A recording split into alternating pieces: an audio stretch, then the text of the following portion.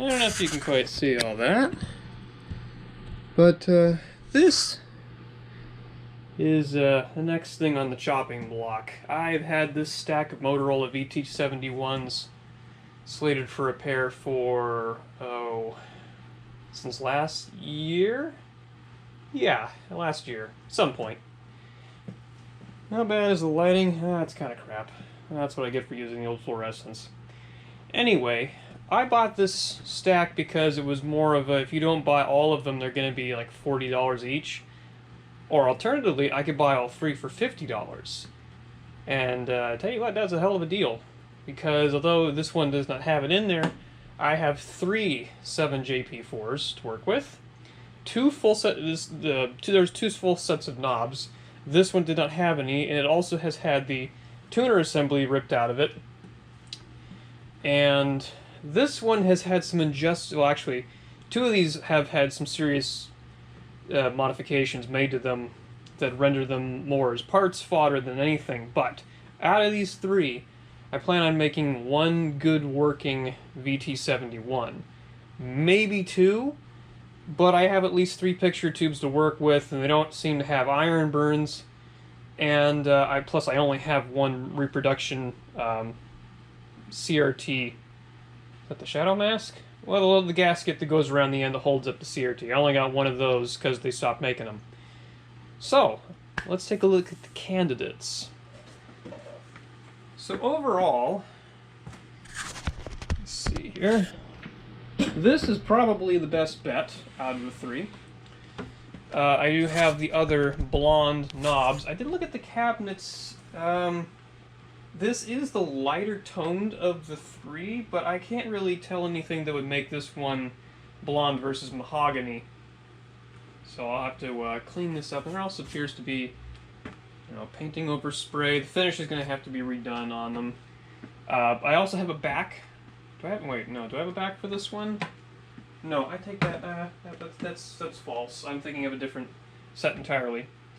But overall, not bad. Cabinets all intact. All the pieces are there. And more importantly, the chassis is also the cleanest of the three. And this one in particular is the one I want to work with because it says this receiver aligned for operation on channels 2, 4, 5, 6, 7, 9, 11, and 13. However, the front of the cabinet is actually set up for channel 1.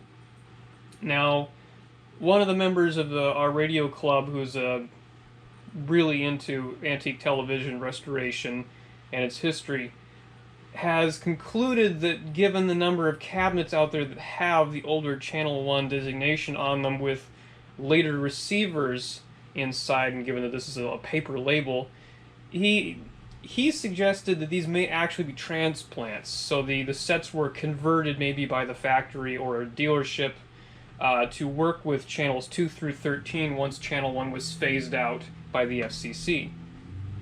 I don't know whether any of that's true or not. All I know is the chassis was obviously made on January 31st, 1949, and it's a TS4J version. There are multiple versions of these chassis as revisions were made, and they're kind of interesting in that the entire unit is enclosed. There's actually a bottom tray on these things that captures the underside. But out of the three, this one is the nicest looking, especially on the inside.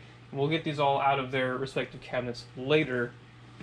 And I'm going to need to get to those, so you're going to have to move, okay? Alright.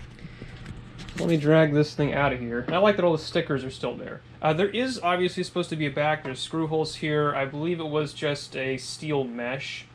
The sort of thing I could probably find the sheet of at Home Depot and cut to fit. Also would have had a quick disconnect cord for safety reasons. This one, this is going to be predominantly just a parts set. It is really, really molested. Chief feature being this lovely, lovely hatch that someone has installed in the top of the set so that you can get to what's left of the chassis, which, I mean, the speaker's intact, there's some tubes in there I'll probably rob. some transformers left. The finish on the chassis is just roached. There's nothing left. It's completely corroded. The speaker itself is pretty heavily corroded. The remnants of the gasket are in there. It's water soluble, so those kind of go bad. Speaker cone looks good though. I can at least pull that out and save it. And this will be good for some of the smaller things like trimmer capacitors, and we'll have to see whether or not that ballast back there is good, because that's always something nice to save. However, this one I've already pulled the CRT out of for safekeeping, but outside of a few small parts, this chassis is basically junk. Cabinet, not much better shape. The piece of plastic on the front, however, does not have any of the typical warping that you'll see on one of the others. I actually borrowed one of these from the set to put on the good one earlier on. One thing I did notice is that both of the cabinets that are not that great also have these 4 holes placed in the front, which I'm banking on was probably an early magnifier. I've seen ads for those where they actually permanently mounted to the front of these to give you a roughly 8 or 10 inch picture. Kind of neat. But yeah, no, this one's gonna be just a source of extra bits. And finally we come to this one, which would have made for a good restoration, except for one glaring feature. Someone tried to turn it into a portable. So it's got a handle mounted on one side, which I guess you could fill those holes. And on the other, it has 4 rubber feet. I'm not really sure what the thinking was, because Motorola did actually sell a portable version of this radio, complete with a folding cover, external antenna that you can plug into it, the whole 9 yards. This, yeah, I guess someone bought one of these and then wanted to take it on the road or something, and that was the easiest option, was to just screw some stuff into the cabinet. One thing I do want to look into, because these cabinets are just screwed together, and I'm assuming there's a bit of glue in there. These sides that are on the set with the missing CRT and the booby hatch on the top are still good. There's some veneer damage down at the bottom, but I'm wondering if I might be able to just knock the cabinets apart into all the major components, top, sides, bottom, front, and I might be able to make another good solid cabinet out of the components from the 2 junk sets. It does mean I'll have to fill the holes in the front for the magnifier. This one, yeah, it's got them as well. All of them have the Motorola badge, but I have 1 full set of knobs, and that's the best thing about these sets, is I have 2 full sets of knobs, 1 full set of brown, 1 full set of the blonde ones. And especially on TVs, it's really important that you find them or get them with the set, because the odds of you finding some of these is slim to none.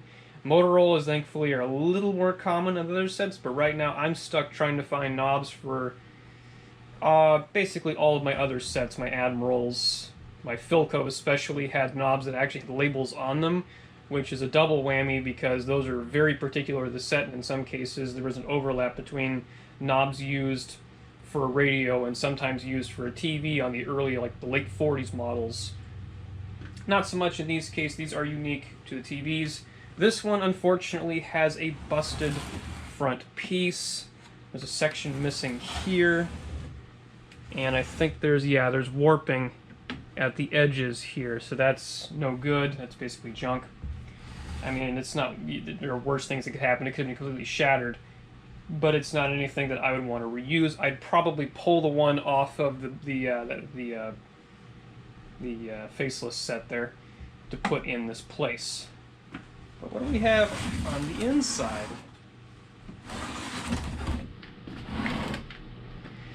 The inside doesn't look too bad. Chassis showing decent amount of corrosion. Someone apparently took the liberty of marking all of the tube designations on the chassis in, I don't know, black crayon. One of the little knobs in the back here for the controls is missing. They should look like this in set screw. The first set I showed you still had both of those, which is nice. All the insulated control pots and other little things are in there, and well, those aren't exactly loose. No, that one is. Got another CRT. This one still has the little shield cone on it. Both the decent chassis still have those cones on them. And it looks like I still have a full set of tubes as well as... Oops. Okay, I'll just throw it everywhere. As well as the original Motorola ballast, which you can just barely see the old logo on the front there.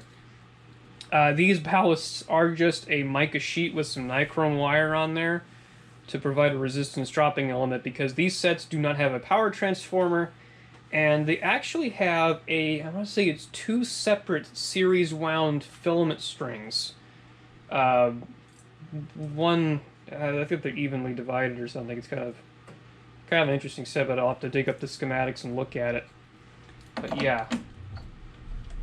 So these sets are also remarkably light, so it doesn't surprise me so much that someone tried putting a handle on here, because the heaviest component in the whole thing is, well, chassis is probably most of the weight, CRT is probably the second. But even with the CRT in there, these are much, much lighter than a lot of their companion sets. I would say this is about the same as the Airline Portable, honestly, even with the wood cabinet. It's not bad. But that about covers the look at these. What I want to do in this video is take the one good chassis that I have and see how hard it'll be to just get the thing to work with a minimum amount of fiddling around with it. Thought I'd show how this comes out. This is a kind of an interesting setup. Unlike a lot of other TVs, especially electromagnetic deflection sets, on the VT-71, the picture tube is actually held inside the cabinet by a band that wraps around the end of the neck from the top of the cabinet, and then at the front it's held in place by the rubber gasket, or I don't know if it's rubber, I don't know what the heck that's made out of, some sort of extruded foam or something. But I've got the 4 chassis screws out, which actually have rubber feet on them, and there are 4 little circular divots that they sit inside of. Someone else put additional feet on this, probably because those were not doing as well, and this should scoot most of the way out until we get held up by the speaker leads, because yep, I've already hit the end of my travel and they are starting to hold on tight for dear life, so I gotta go up in there and carefully pull the little pins carefully. Okay, there we go. And then this whole thing with the can on the bottom just plops right out. And the picture tube stays nicely in place inside there, and you can see we still have the little protective cone on the back, complete with the original warning sticker, and ooh, look! Free asbestos, my favorite.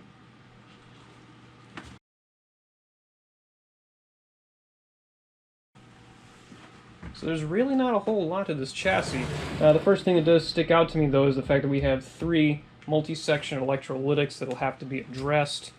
I'll probably do these the same way I did them on the Airline, where I yank the cardboard sleeve off, we'll cut the metal can off, drill holes through the pins to put the leads for the new capacitors down into it, and then the cardboard sleeve will simply go back over the top of that as a nice little just an aesthetic touch, so if you look at it from the back, you can't see there's a bunch of brand new caps sticking out of it. So up front here, we have all the different tuning controls for the different channels. Each one of these trimmers is for adjusting the various channels. And this, I say 21, 23, 22, and 24. I wonder if that's for UHF. Oh, one other thing I wanted to show you from the bottom of the cabinet, actually, now that I think about it. Just looking down there, each of these sets has a sticker on the bottom. Carefully set this here. Oh, it's upside down. That sticker. Trying to do this gently because I don't want the CRT flopping around a whole bunch. So, let's see if I can't. Yeah, these little rubber thingies. Someone made some gaskets up because theirs around the CRT was gone. There we go. Let's reorient the camera here. This is a channel guide. Now this sticker says originally this was just a standard TS4 chassis from a VT-71M. The other two that I have are labeled as VT-71MAs. Yeah, this one's an MA, and the other one is also an MA. What stands out is the position of the little tuners up front. So this one, notably, I can get my pointing device out. Let's see. Some of these, what's interesting is you don't get to have every single channel on these sets. So unlike a lot of the other TVs that have 2 through 13 as standard, or 1 through 13 if they're early enough, they'll have 13 individual positions. This one does not. It only has 1, 2, 3, 4, 5, 6, 7, 8. Well, this chassis originally would only have had 8 positions. You would have gotten channel 1, channel 2, and then some of these, like here, you could either get channel 3 or channel 4, channel 5 or channel 6, 8 or 9, 10 or 11, 12 or 13. So I'm assuming you would have to have your dealer adjust the trimmers on the chassis over here to whatever stations you were going to be able to pick up locally, because I mean at that time there weren't a whole lot available, even nationally or locally. So you would have the guy say, okay, well I can't get channel 4 out here, so just set it to channel 3 because we do get that, or 12 or 13, etc., etc. What I'm curious about is channel 1 was eliminated on the other chassis, and if I look at the sticker for this one, okay, they've simply moved it. So the channel 1 position became the channel 2 and 3 trimmer. 4, 5, 6, and 7 are now individual ones. And the latter ones are 8, 9, 10, 11, 12, and 13. What I don't know is, it's the same number of them. Don't stick your face in there. You don't know what could be lurking in that chassis. What I'm not quite sure of is how much overlap there is between the frequencies for these higher end channels and the lower end ones. I'm assuming the tuners down here can't go very far. Like you couldn't possibly tune channel 1's tuner to go all the way up to the frequency for 12 or 13. So I'm wondering, are the trimmers that are on the later chassis, where they're using the channel 1 position for 2 or 3, could you theoretically tune it back to channel 1, or is it a completely different inductance? Did they actually swap it out with, like, they took the channel 2 one, the channel 2 or channel 3, and they moved it up to here?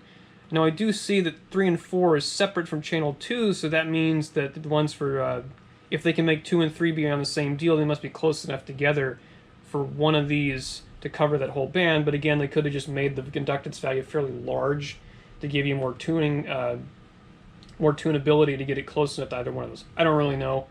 I'd be interested to know what this chassis that I have in here is actually set up for. The back says it's set up for 2, 3, whatever, so channel 1's probably not on there.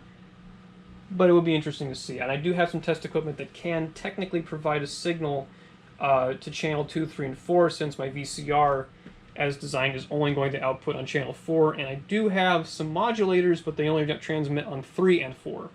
So trying to transmit on channel 1 is basically an impossibility unless you build your own transmitter. But I can at least determine where 2 and 3 are, and that will let me know if this set is still set up for 1. Ludicrously long explanation for stuff that doesn't really ultimately matter, but I just find it interesting. So I get the cabinet back out of the way here. I don't want to set this so the CRT wants to fall backwards. So turn this over to the chassis here. Last thing to look at before we go underneath. Chassis is in pretty good shape, should clean up okay. This is supposed to have a bit of a copper color to it. I could polish it, but that would require me to remove the stickers on the back of everything, and it would also eliminate most of the original markings. I don't think I'll do that. If this ballast is okay, though, I would like to strip the paint off the outside of it and repaint it because it looks like hell. That would be nice anyway. And I'm not seeing any tubes on here that are original to the set. Most of these are GE. A lot of them appear to be Philco, some Raytheons. So sadly, no Motorola tubes. Ah well. High voltage cage right here. Basically the same setup as what is on the Airline Portable. So there'd be a 1B3 GT, and this is an RF style high voltage supply. So there's a coil wire wrapped around the 1BG for the 1B3 GT for feedback. Now, if I tilt this whole thing back, or lift it off its pan here, drip tray too, look at that. It's like we've got evidence that some of the oil-filled caps are starting to leak, or that may be wax. A little sticky, it could be either or. So we get to see what's in there. Don't know what that's for. Random piece of cardboard? Okay, set this up on its back, make sure we don't crush the CRT socket. As I was saying before I dropped my equipment, we appear to have Sprague Black Beauties put in here at some point, and these guys right here are leaking something fierce. I mean, there is... yeah. Whatever these guys are filled with, it is pouring out, and it does not look good. It is interesting to note, though, on the controls down here, if I can bring this in a little closer, it looks like there is black varnish, insulating compound actually, over some of the pins in the high voltage section. So the rectifier for the high voltage section and the high voltage pots here have been insulated with this stuff, which is just the stuff that I use, like that. The doping, Corona dope, I think some folks call it too. But these are obviously later replacements. They're all 6,000 volt rated. I don't have any of those on hand. I did buy a few extra for the airline. The odds of them being the exact same value, not that high. I'll see, looks like most of these are .001s, there's a .005 here, but I'll need to double check the schematic to see what is actually correct for this, because someone might have just tacked in whatever they had on hand, especially during, oh wait, no, this wouldn't have been during World War II, so that option is out. However, it does look like the bulk of the original wax capacitors are still in place in here, going all the way up into the tuner. So that's good. It hasn't had a lot of service work to it. None of the electrolytics were messed with. Both of the selenium rectifiers. I want to say this does use a B+ voltage doubler circuit from the power line in order to get plate voltage. Looks like we've got one dry electrolytic here. Not seeing any others. Everything else is wax. I'll definitely have to go around and check all of the resistors that are in the high voltage section, because the higher value ones have a tendency to drift more than the lower value ones, and those are the ones that matter the most. They get subjected to a lot of harsh treatment. The tuner, the channel tuner I should say, is not a very complicated looking piece of equipment compared to other sets I've worked on. Where's the knob I was using? We have the fine tuning control up in the center here, which is a variable capacitor at the very end here. It has no stop, so it just spins around infinitely, which is hilarious. And honestly, of all the tuners that I've messed with, this one is the easiest to rotate with your fingers. We'll need to get some spray in there to clean the contacts up. But outside of that, everything else looks good. I have just noticed, though, that all of these wax caps in there do appear to be original Motorola labeled caps, which is honestly pretty cool. I wonder if I want to leave those in there or not. I don't mean leave the original components in, but consider restuffing them. It's not a necessity. It's more of an aesthetic thing, and if I was gonna, if you're going the route to try and replace those, then I'd have to do the same thing to the electrolytics, and I don't have that kind of patience. If anything, I would save all the original Motorola caps so that if anyone else wanted to restuff them for their own restoration. I think Bob Anderson did one of his Motorola's like that for a customer, because they As it, you know, I have restuffed a Zenith before, and it does look really good when the caps look brand new once you've got all the old wax and junk off the outside. But it takes a lot more time, and I love how little space the new replacements take up, and it makes it so much easier to work on the set knowing exactly which ones I've already done. So ultimately, I think the call here is just going to be to take them all out, to replace them with new things, save them for somebody else. But I want to see if we can get away with just replacing some electrolytics to get this playing. Heck, maybe we can get away with just seeing if anything happens, but bringing it up carefully on the Variac and watching the current draw. No telling how long it's been since this has been played, but it doesn't look like there's been anything really wrong going on with it outside of these caps over here leaking. So we'll see. Okay, I was going to try doing this slowly, but I cheated and I wanted to see if anything would blow up off camera before I make a mess of things. Make an ass of myself. Good news is all the filaments are lit up. You can see the filament strings are all working. Every single tube on the chassis is illuminated, including the CRT. The bad news is I got the brightness and contrast controls cranked all the way to the max. I've got 90 volts at the input. Ballast tube is obviously working the way it should, but I have no raster or indication that I even have high voltage. And I'm not even sure if the little crackling sounds I occasionally hear are still the nichrome wire in the ballast getting hot. And it does get hot. So I'm going to go ahead and shut this down. And the next thing at this point is to pull the pizza out of my oven that I've forgotten about, and to start looking at replacing the electrolytics, because the B+ supply is the first thing that I want to make sure works. And then we'll go after the horizontal and vertical drive sections, because if those don't work, we're not going to get anything. So I've been underneath the chassis a bit, replaced a few things already. Since the power-up didn't really go anywhere, I decided to see for, you know, what could possibly be the problem. First thought was, well, is the CRT dead?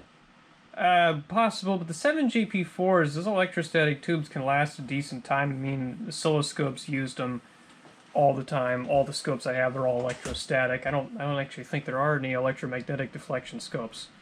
Either way, picture tube was a maybe, but the filament was good, and I'm sure there was still some life in there. I would have seen something. What I did notice was that I didn't hear the horizontal oscillator kicking in. It's not as pronounced as on the electromagnetic deflection sets, where you really hear the 15.75 kilocycle, or no, sorry, 15.75 megacycle whine. So I expected to hear something, because it's subtle but noticeable on the Airline Portable, but I got Zippo from this. So I flipped it over, and I replaced a few key components that I figured were important enough that I had on hand anyway.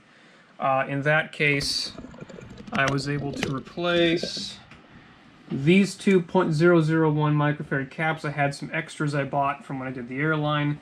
I don't have any .005, and I did check the schematic. This is what they call for. There are 3 of them, that one, and this guy over here. So those 3, unfortunately, are going to have to stay in circuit. These 2 haven't shown a ton of evidence of leaking. This one, very much so, it's drenched. And these were just, actually, they are just tacked. Just 2 surfaces touching. They're not looped or anything to the terminals on here. So when I did these, because these have already been wrapped and potted, I simply created J-hook loops with the remnants of the wire attached into these, but these are all heat shrunk. And then when I did them on the other ends, I pulled the remnants of wire out from the posts and did a clean install. I also replaced, swing this around, these 2 wax capacitors up in here. There's a .05 and there's a .1 that form part of the high voltage circuit for the oscillator tube, which is actually a 25L6. And then you can see the socket for the 1B3 down there. So those are good. I also went through and I started checking all the resistors in here. I was actually pretty amazed. All of these are exactly within the tolerances specified. They're all 10% tolerant silver banded resistors, and they all seem to be right at about 10% over, which is okay. It should be able to work just fine with that. I'm not going to mess with it. I did also replace a few further down. So this 0.5 here is part of the horizontal horizontal sync circuit, if I remember right. And then I replaced these two guys down here just because they were there and they were attached to these control pods. Basically anything that could affect the horizontal or vertical deflection I wanted to do right off the bat to just eliminate that possibility, because everything else is part of the IF strip for video and sound. And I don't care about that. What I want to see is if I can get a raster. And a raster does not need any of this junk to work. It just needs the stuff over here to function. So I haven't powered it up again with the tube in place, but I did plug it in and look at the B+. And there's no B+. There's absolutely nothing. So I went back and looked at the schematic and said, okay, so we've got two selenium rectifiers. Could one of those be bad? Tried the diode, check it.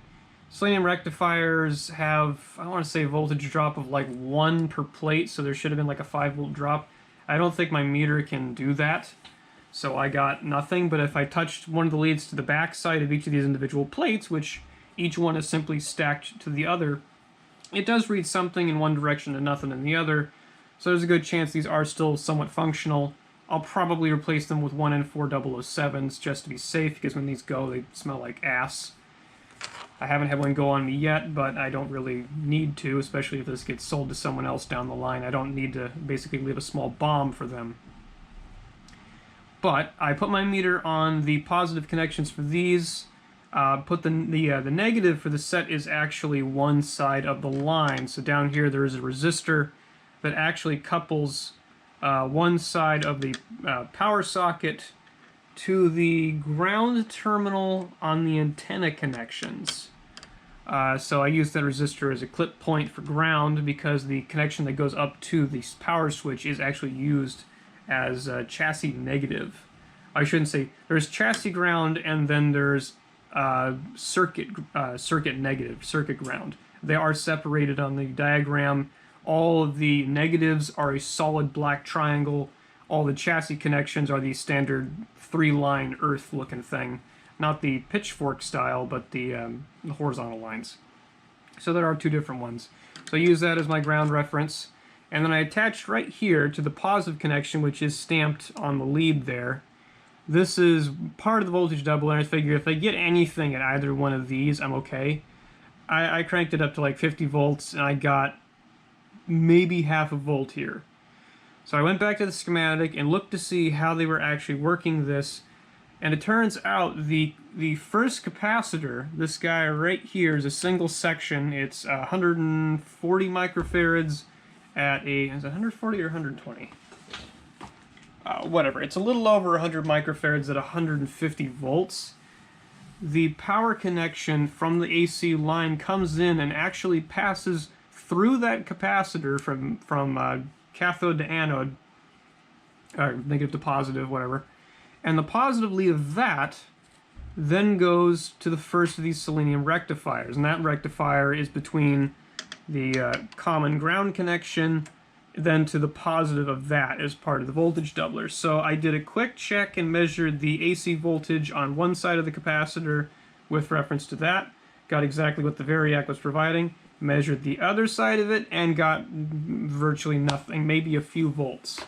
And there is evidence. Am I even showing up on camera here? No, stupid. This capacitor tucked back in here behind this cap. So this guy's the first, it's the smallest one on the top of the chassis. That one is showing some evidence, I want to say, of some crustiness around the terminal, so it's probably leaked and dried out. So this is probably toast, and as a result I am getting basically no current flow to the doubler circuit. So I'm getting 0 E+.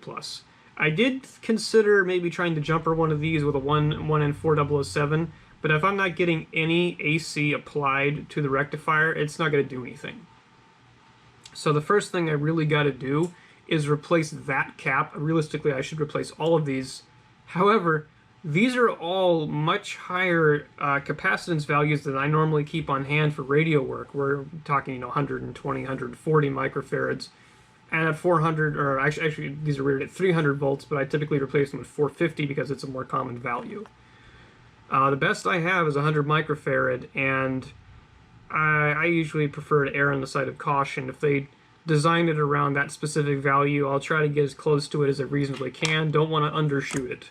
Overshooting is okay in some situations. You don't generally want to undershoot with capacitance values.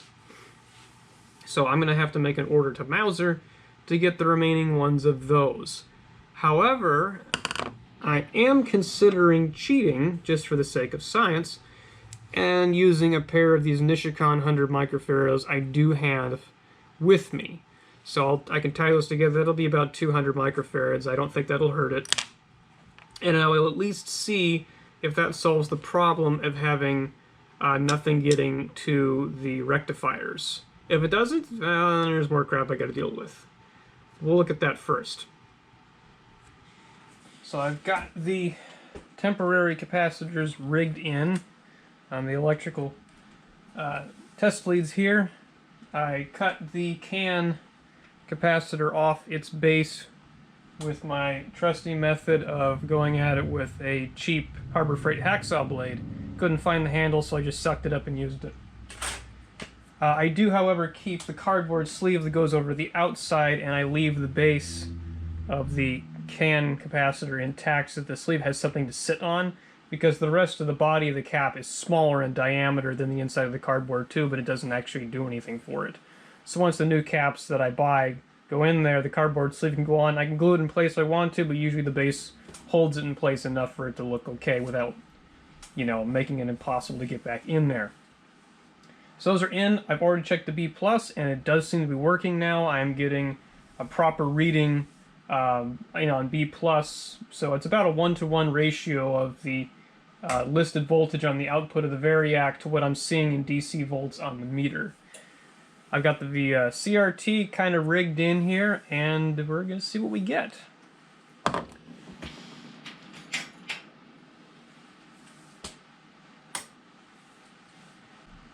Steadily. We're now at 80 volts on the set. Oh, I'm hearing noise from the flyback section. Sounds like it's loading up. I am not seeing anything on the screen. It's doesn't sound super happy. 126 volts B+.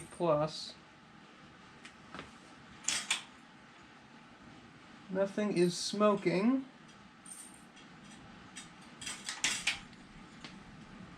But I'm not getting anything on the screen. Okay, this is round 2. I did what any sane person would do, and I just slid the chassis back into the cabinet it came from, hooked the speaker back up, put the picture tube back. It was really, really easy. You can just see the test caps dangling in there, hooked up to their connection on the inside, and I'll have access to all the controls on the back, and there's nothing really on the front that I need to deal with. I've got the contrast control cranked all the way up, volume. I mean, I don't have a signal coming, but it'd be nice to hear some crackling or something. But let's see if this picture tube makes a difference. If it doesn't, that means there's probably something else going on the inside, but I would assume if I've got, well, if those 2.005 high voltage caps are junk, they're also part of the deflection circuit, so there's a chance I might not get squat, but I would at least hope for a dot. Something. So we'll see.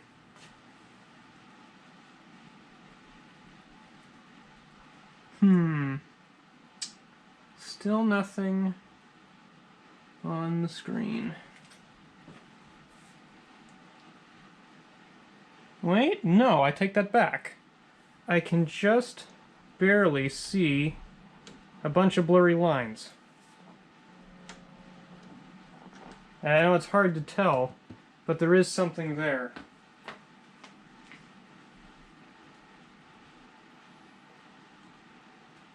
Fortunately, these JP4s just might be at the end of their natural lifespans. That's pretty pathetic, honestly. Yeah, so I don't know if you can tell, but I am making the screen glow and dim, but that's like the last tiny portion of the control. There's basically nothing left, which is unfortunate.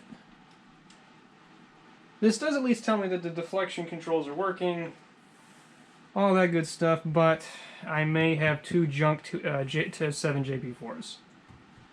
I wanted to pull the one out of the airline, but I forgot that the connector that it uses for the CRT, the pins are not permanently held inside the connector itself, so if I try taking it off there, I'm going to lose every single one of my connections. And I don't really feel like trying to remember where they all go. So it looks like there's some flickering lines there I can just barely make out. Let me turn off the other light in the room.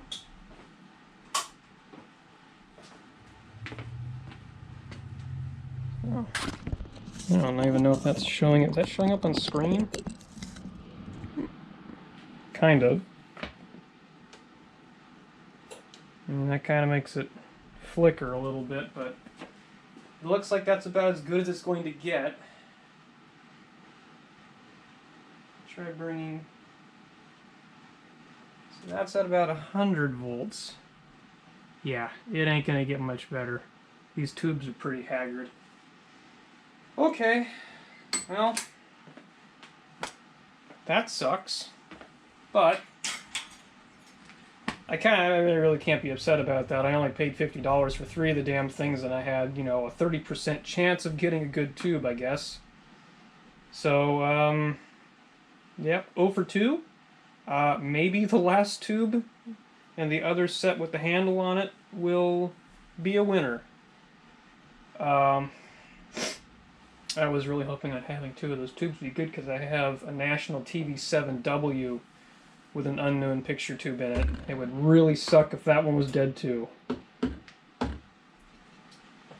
I suppose I could slap an oscilloscope tube in there for funsies, but I don't have one I can easily yank right now. I could find one on eBay pretty easily though. But I will probably hold off on that until this weekend because I have a swap meet to go to. And who knows, I might find someone that just so happens to have either a junk scope or junk TV. Who knows? Crossing my fingers.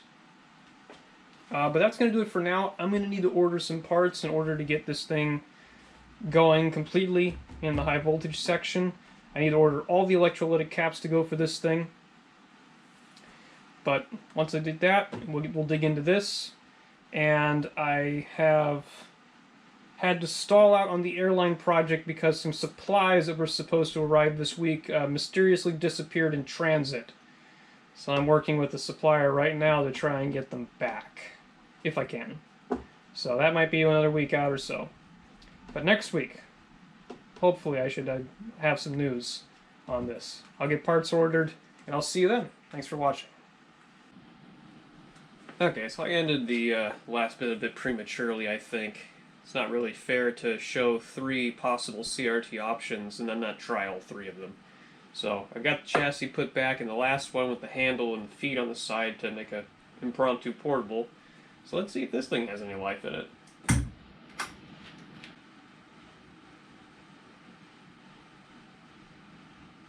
Yep, I see something.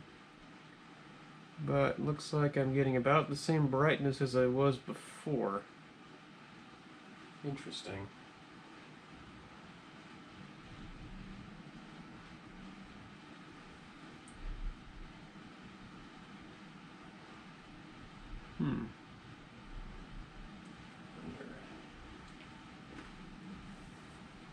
I mean, that is a little more noticeable. I mean, it's there, obviously. I don't think there's anything else in the set itself that would actually cause that dim of a picture, unless the high voltage section wasn't actually providing as much as it should. Maybe the position of the little feedback coil is in the wrong spot and it's not working the way it should. I think that's a little bit brighter in the last view.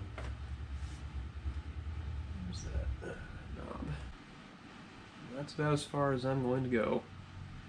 That right there, actually, that's maximum brightness. We could probably watch that. I think that'll work. So, I think this CRT for the while being will be the go-to. I'll get it cleaned up. What you're seeing is the remnants of the old shadow mask stuck to the face of it there. So I think I'll pull this one out, get it cleaned up, and then I'm going to continue looking at my options for the cabinets.